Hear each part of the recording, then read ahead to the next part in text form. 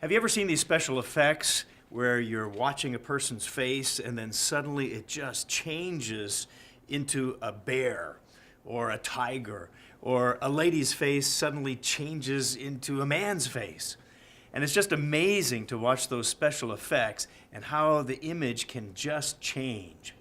And I was reminded of that when reading Romans chapter 12 and verse 2, because it talks about a change of form.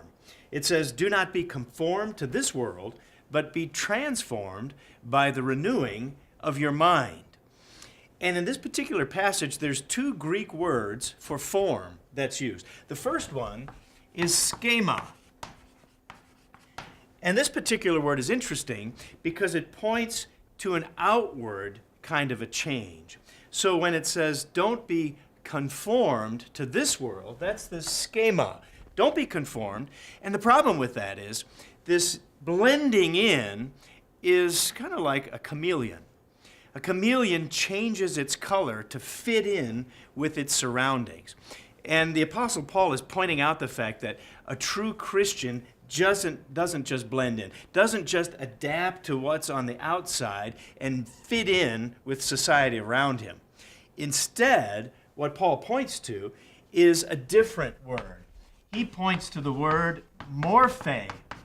Morphe. If you've ever watched those amazing images, that face morphs into a bear, or that woman's face morphs into a man's face.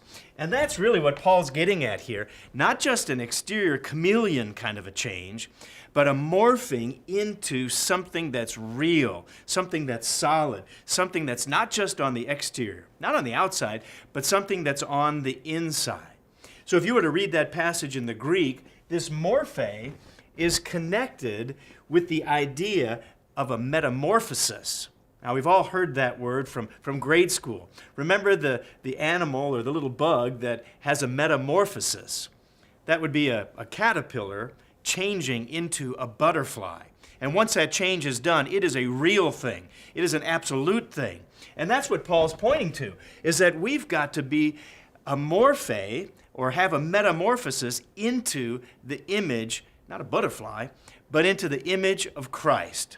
So that's our goal. And by renewing our mind through God's Holy Spirit, we're to be changed, have a real, absolute, solid change into the character of Christ.